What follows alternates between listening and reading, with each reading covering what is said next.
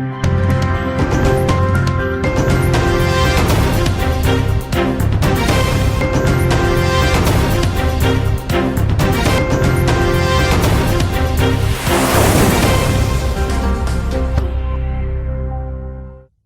मैं हूं श्रीकांत प्रजापति और आप मेरे साथ देख रहे हैं बीसीसी न्यूज। आई खबरों में इस पर डालते हैं सुर्खियों पर एक नजर।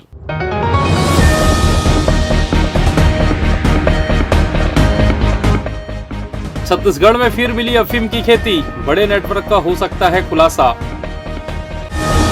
हाईवे पर कार खड़ी कर बर्थडे पार्टी, शराब और केक, 3 युवक एक युवती पर हुई कार्रवाई। मामूली विवाद में शिक्षिका के पति की हत्या, 5 आरोपी गिरफ्तार। 2 पक्षों में मारपीट के बीच फायरिंग, 1 युवक हुआ घायल, 2 गिरफ्तार।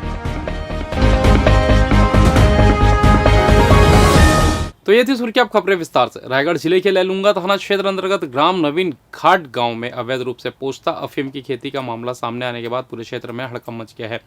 यह प्रदेश में इस तरह की सामने आई 5वीं घटना बताई जा रही है, जिससे प्रशासन और सुरक्षा एजेंसियों की चिंता और भी बढ़ गई है। मिली जानकारी के अनुसार पुलिस को गुप्त सूचना प्राप्त हुई थी कि गाँव में 2 डिसमिल भूमि पर अवैध पोस्ता की खेती की जा रही है। सूचना को गंभीरता से लेते हुए पुलिस टीम ने तत्काल कार्रवाई की। इस दौरान एसडीएम, तहसीलदार और कृषि विभाग के अधिकारियों की संयुक्त टीम मौके पर पहुंची और खेत का निरीक्षण किया। जांच में पाया गया कि जमीन पर पोस्ता के पौधे लहला रहे हैं, जिसे देखकर अधिकारी भी हैरान रह गए। इसके बाद टीम ने विधिवत कार्रवाई करते हुए पूरी अवैध फसल को नष्ट कर दिया। पौधों को उखाड़कर जब्त किया गया ताकि इसका कोई दुरुपयोग न हो सके। मौके से पुलिस ने 2 आरोपियों साधराम नागवंशी और अभिमन्यु नागवंशी, दोनों निवासी ग्राम नवीन घाट गांव को गिरफ्तार कर ले गया। पुलिस ने आरोपियों के खिलाफ एनडीपीएस एक्ट सहित प्रासंगिक धाराओं के तहत मामला दर्ज कर लिया और आगे की वैधानिक कार्रवाई की जा रही है। अधिकारियों के अनुसार यह जांच का विषय कि इस अवैध खेती के पीछे किसका नेटवर्क सक्रिय है, बीज कहां से लाए गए और इसका अंतिम उद्देश्य क्या था। प्रदेश में लगातार सामने आ रहे ऐसे मामलों ने कई सवाल खड़े कर दिए। क्या ग्रामीण इलाकों में नशे के अवैध कारोबार की जड़ें तेजी से फल फूल रही है? प्रशासन ने अब तक इस पूरे मामले को गंभीरता से लेते हुए क्षेत्र में निगरानी बढ़ाने और इस तरह की खेती पर सख्त कार्रवाई के निर्देश दिए। यह घटना न केवल कानून व्यवस्था बल्कि समाज के लिए भी एक गंभीर चेतावनी है, जिसे नजरअंदाज करना भारी पड़ सकता है। कुछ लोगों के द्वारा अपनी बाड़ी में अफीम के पौधे जैसी कोई चीज़ उगाया गया है। इस पर पुलिस की टीम पहुंची और वहां पर अभी जांच जारी है। अभी स्पष्ट तौर पे कहना मुश्किल है कि कितनी मात्रा है ज़मीन की, कितने ज़मीन में उसको लगाया गया था और उसकी मात्रा कितनी है। ये सब कुछ अभी जब हमारी विवेचना शुरू होगी उसके बाद बताना पॉसिबल होगा। अभी 2 लोग हैं हिरासत में लिए गए हैं, एक साधराम नागवंशी और एक अभिमन्यु। उनसे अभी प्रारंभिक तौर पे पूछताछ की जा रही है। सर, जैसे ये अमाघट मामले में तैयार अफीम मिली, यहाँ भी निश्चित से मिलेगी ही, तो ये अफीम को आखिर ये खपाने का इनका नेटवर्क क्या है? देखिए, अभी तो जैसे तमनार थाना क्षेत्र में जो था उसमें बातचीत किए तो वो बता रहे थे, उनके बताए अनुसार ये लोग झारखंड के खूंटी जिले में, चूंकि पहले ये लोग वहाँ भी करते थे, कुछ ऐसे लोगों के संपर्क में थे, तो उन्हीं लोग के माध्यम से इनका कहना था कि हम यहाँ से वहीं पे बेचते अगर हमारा ये फ्रूटफुल हो जाता। लेकिन उसके पहले ही पुलिस ने उन्हें पकड़ लिया, तो इनका ये प्रयास सफल नहीं हुआ। मतलब इंटर स्टेट गैंग सक्रिय लग रहा है आपको छत्तीसगढ़ में जिस प्रकार से दिखाई दे रहे हैं? देखिए, अभी कुछ भी कहना प्रारंभिक तौर पे जब तक विवेचना में नहीं आएगी, लेकिन जो इनसे पकड़े हम, इनका यही कहना था कि ये वहाँ पे करते थे, वहीं से सीखे थे और यहाँ पे आके हम कोशिश कर रहे थे। लेकिन चूंकि अभी ये फ्रूटफुल हुआ ही नहीं, बीच में ही हमने इन्हें पकड़ लिया, तो अभी इस तरीके से कहना कि इनका कोई कनेक्शन था अभी तक सामने नहीं आया। बिलासपुर जिले के कोटा क्षेत्र में स्थित डॉक्टर सीवी रमन यूनिवर्सिटी से गंभीर मामला सामने है, जहां पर पढ़ने वाला छात्र रोहित कुमार बीते 6 मार्च से रहस्यमय स्थिति से लापता है। घटना को कई दिन बीत जाने के बाद भी छात्र का कोई सुराग नहीं मिल पाया है, जिससे परिजनों की चिंता लगातार बढ़ती जा रही है। बताया जा रहा है कि रोहित कुमार यूनिवर्सिटी कैंपस में रहकर पढ़ाई कर रहा था, लेकिन अचानक उसके गायब हो जाने से कई सवाल खड़े हो गए। सबसे बड़ा सवाल यह है कि इतने बड़े और सुरक्षित माने जाने वाले कैंपस से एक छात्र बिना किसी जानकारी के कैसे लापता हो गया और यूनिवर्सिटी प्रबंधन को इसकी भनक तक क्यों नहीं लगी। इधर इस मामले को लेकर परिजन लगातार पुलिस प्रशासन के संपर्क में और जल्द से जल्द छात्र की तलाश की मांग कर रहे हैं। परिजनों का आरोप है कि मामले में जांच की गति धीमी है, जिससे उन्हें निराशा हो रही है। वहीं इस पूरे घटनाक्रम को लेकर भारतीय मीडिया संघ के सदस्य भी सक्रिय हो गए हैं। बड़ी संख्या में संगठन के लोग एसपी कार्यालय पहुंचे और यूनिवर्सिटी प्रबंधन की भूमिका पर सवाल उठाते हुए कड़ी कार्रवाई की मांग की। उनका कहना है कि यदि समय रहते प्रबंधन पर सख्त कार्रवाई नहीं की गई तो आने वाले समय में ऐसी घटनाएं और बढ़ सकती है। संगठन के प्रतिनिधियों ने जिले के वरिष्ठ पुलिस अधीक्षक रजनीश सिंह को ज्ञापन सौंपते हुए मामले में एफआईआर दर्ज कर जांच को तेज करने की मांग की। साथ ही उन्होंने चेतावनी दी कि यदि उनकी मांगों पर जल्द कार्रवाई नहीं होती तो 6 अप्रैल को बड़ा प्रदर्शन किया जाएगा। फिलहाल पुलिस मामले की जांच में जुटी हुई है, लेकिन अब तक रोहित कुमार का कोई ठोस सुराग नहीं मिल पाया है। ऐसे में यह मामला अब न सिर्फ परिजनों बल्कि पूरे क्षेत्र के लिए चिंता का विषय बन गया है। जिले में उल्लास योजना के तहत आयोजित साक्षरता आकलन परीक्षा ने जन भागीदारी का नया रिकॉर्ड बनाया है। जिले के चारों विकास खंडों एवं केंद्रीय जेल सहित कुल 961 परीक्षा केंद्रों पर आयोजित इस परीक्षा में 40,770 से अधिक परीक्षार्थियों ने उत्साहपूर्वक हिस्सा लिया। इनमें 10,943 पुरुष और 29,822 महिलाएं शामिल रहीं। महिलाओं की बड़ी भागीदारी इस अभियान की प्रमुख विशेषता रही। परीक्षा का आयोजन शांतिपूर्ण और सुव्यवस्थित तरीके से किया गया। उल्लास केंद्र के माध्यम से प्रतिभागियों को पढ़ना, लिखना, गणित, डिजिटल साक्षरता और जीवन उपयोगी ज्ञान प्रदान किया गया। कलेक्टर संजय अग्रवाल ने कहा कि यह अभियान जिलों को पूर्ण साक्षर बनाने की दिशा में महत्वपूर्ण कदम है। केंद्रीय जेल में भी 133 बंदियों ने परीक्षा देकर साक्षरता की ओर कदम बढ़ाए। ग्रामीण और आदिवासी क्षेत्रों से भी बड़ी संख्या में सहभागिता देखने को मिली, जहां सास बहू, बुजुर्ग दंपति और दिव्यांगजन की भागीदारी ने इसे सामाजिक उत्सव का रूप दिया। जिला शिक्षा अधिकारी के अनुसार योजना से साक्षरता दर में करीब 20% वृद्धि हुई है, जो राज्य के लिए प्रेरणादायक है। बिलासा देवी केवट एयरपोर्ट से एलायंस एयर की उड़ानों पर अनिश्चितता बनी हुई है। विंटर शेड्यूल 28 मार्च को खत्म हो रहा है, लेकिन अब तक समर शेड्यूल जारी नहीं हुआ है। ऐसे में आगे की उड़ानों को लेकर स्थिति साफ नहीं है। एयरलाइंस आमतौर पर हर 6 महीने में नया शेड्यूल जारी करती है, लेकिन इस बार देरी से संशय बढ़ा हुआ है। एयरपोर्ट प्रबंधन और स्थानीय अधिकारियों को भी नई उड़ानों की जानकारी नहीं मिली। सूत्रों के अनुसार एलायंस एयर का झुकाव मध्य प्रदेश के रीवा रूट की ओर बढ़ रहा है, जिससे बिलासपुर की उड़ानों में कटौती की आशंका है। पहले ही साप्ताहिक उड़ानों 6 दिन से घटाकर 4 दिन कर दी गई है। इधर हवाई सुविधा जन संघर्ष समिति ने जनप्रतिनिधियों से संपर्क कर नियमित उड़ानें बहाल रखने और दिल्ली, प्रयागराज व हैदराबाद के लिए सेवाएं शुरू करने की मांग की है। समय पर समर शेड्यूल जारी नहीं होने पर यात्रियों की परेशानी बढ़ सकती है।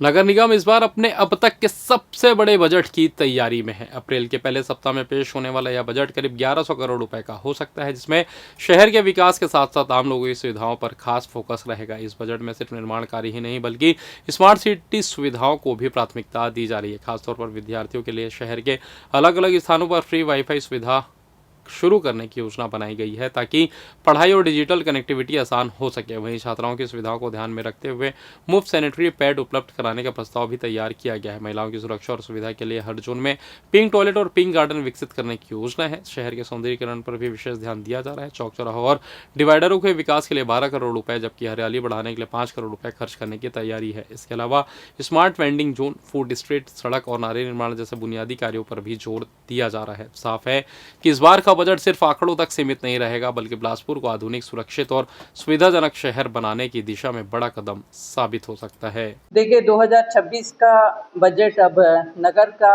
नगर निगम का भी बजट होना है, जिसकी तैयारी हम लोग चालू कर दिए हैं और इस महीने के अंत तक बजट पेश करने का उम्मीद करती हूँ।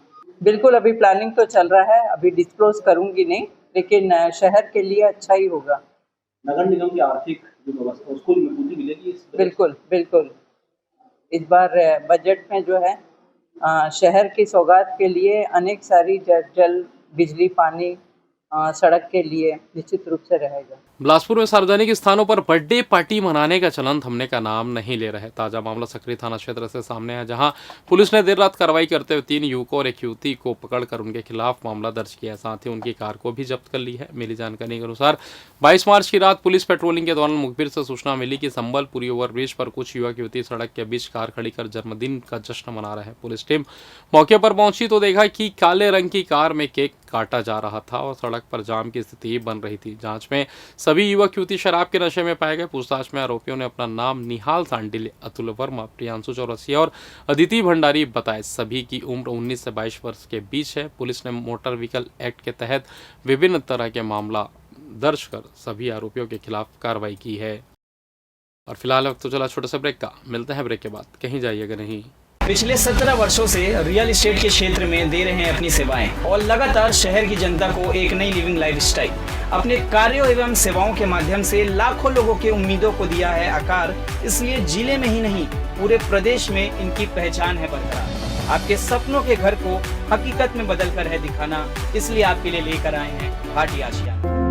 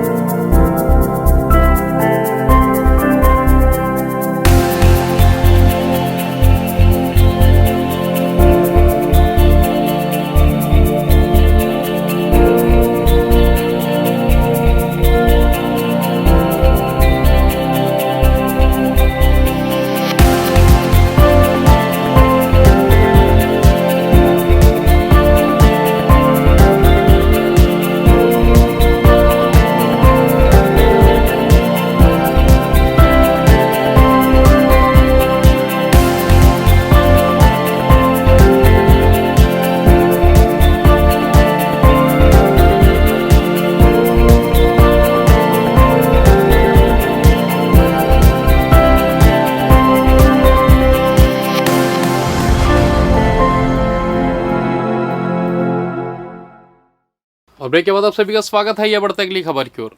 बिलासपुर जिले के कोटा थाना क्षेत्र अंतर्गत ग्राम करगी खुर्द में रविवार सुबह हुई हिंसक मारपीट की घटना में एक व्यक्ति की मौत हो गई, जबकि एक अन्य युवक घायल हो गया।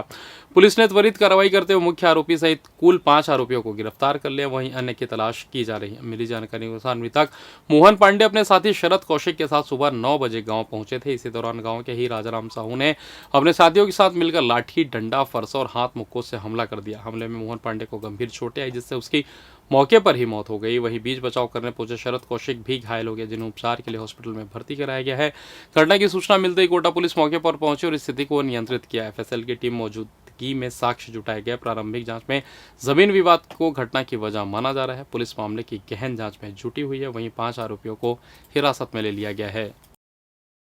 बिलासपुर में प्रशासनिक कार्रवाई के नाम पर कथित तौर पर एक परिवार के घर में तोड़फोड़ का मामला सामने आया है, जिससे इलाके में हड़कंप मच गया है। पीड़ित रवि यादव के अनुसार 18 मार्च की सुबह करीब 10:30 बजे तहसील का राजस्व अमला और पुलिस बल किशोर राय नामक व्यक्ति के साथ उसके घर पहुंचे और एक्सीवेटर से तोड़फोड़ शुरू कर दी। पीड़ित का दावा है कि उसने न्यायालय के दस्तावेज दिखाकर कार्रवाई रोकने की गुहार लगाई, लेकिन उसकी एक नहीं सुनी गई। आरोप है कि प्रार्थी रिपोर्ट दर्ज कराने थाना सिविल लाइन पहुंचा, लेकिन उसकी शिकायत भी नहीं ली गई। उसे घंटों थाने में बिठाए रखा गया। इस दौरान मौके पर मौजूद टीम ने घर का सामान बाहर फेंक दिया और परिवार के साथ धक्का मुक्की की घटना में पीड़ित की पत्नी कुसुम यादव बेहोश हो गई, जिसे सिम्स में भर्ती कराया गया। वहीं घर में मौजूद छोटे बच्चे भी इस घटना से डरे और सहमे हुए, जबकि उनकी परीक्षाएं चल रही है। पीड़ित का कहना है कि यह मकान 1983 से उनका है और उसे तोड़ने का कोई वैध आदेश नहीं है। अब पीड़ित ने प्रशासन से शिकायत कर निष्पक्ष जांच और एफआईआर दर्ज करने की मांग की है। देखना होगा कि इस गंभीर मामले में प्रशासन क्या कदम उठाता है। ग्राम पंचायत तुरका डी में स्थित माता चौरा महामाया मंदिर परिसर के लिए सोमवार को जमीन का सीमांकन कार्य संपन्न कराया गया। इस महत्वपूर्ण कार्य के दौरान पंचायत प्रतिनिधियों, राजस्व विभाग के कर्मचारियों एवं बड़ी संख्या में ग्रामीणों को उपस्थिति रही। ग्रामीणों के अनुसार लंबे समय से मंदिर परिसर की भूमि में पहुंच मार्ग को लेकर स्पष्टता की आवश्यकता महसूस की जा रही थी, जिसे अब सीमांकन के माध्यम से दूर किया गया है। सरपंच देव कुमारी के नेतृत्व में टीम ने मंदिर स्थल तक पहुंचने वाले रास्ते का निर्धारण किया और भूमि का नक्शा तैयार कर रकबे का विधिवत चिन्हांकन कराया। इस प्रक्रिया के तहत सीमाओं को स्पष्ट रूप से चिन्हांकित किया गया है, जिससे भविष्य में किसी प्रकार से विवाद या अतिक्रमण की स्थिति से बचा जा सके। ग्रामीणों ने इस पहल का स्वागत करते हुए कहा कि इससे मंदिर परिसर के विकास कार्यों को गति मिलेगी और धार्मिक गतिविधियों के आयोजन में सुविधा होगी। साथ ही यह कदम ग्राम पंचायत द्वारा सुव्यवस्थित विकास और पारदर्शिता की दिशा में एक महत्वपूर्ण प्रयास माना जा रहा है। पंचायत ने आगे भी ऐसे जनहितकारी कार्य जारी रखने की बात कही है।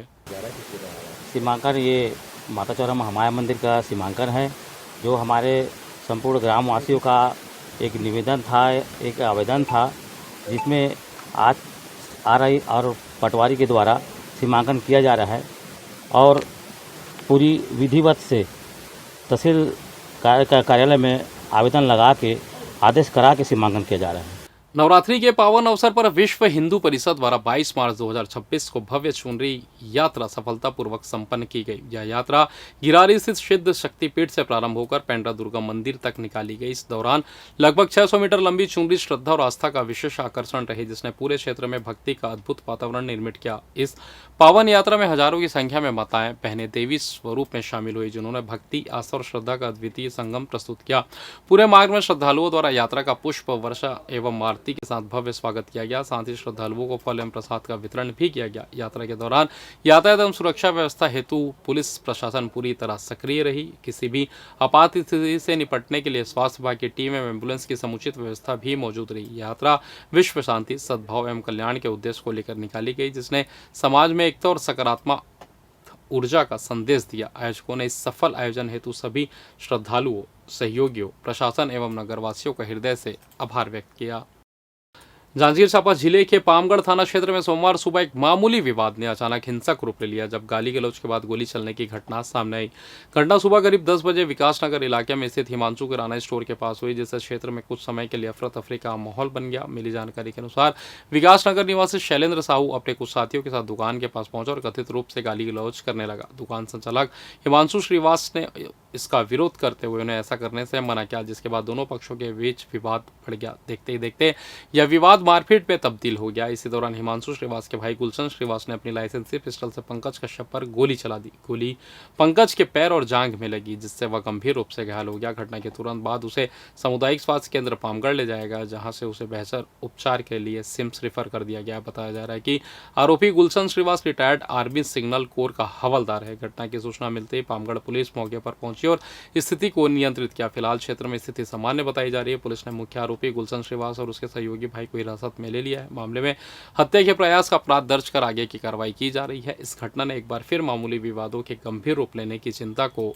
उजागर कर दिया है। और कौन कौन था साथ में? और जो फौजी था ना, उसका एक और भाई था, वो तलवार लेके निकला था, बहुत बड़ा था तलवार, उसको चला रहा था, जिसके ऊपर नहीं इधर उधर चला रहा था, किसी को लगा तो होगा। उसका नाम क्या है? उसका हिमांशु नाम है। और उसका जाति तो मेरे को पता नहीं है, श्रीवास्तव है शायद।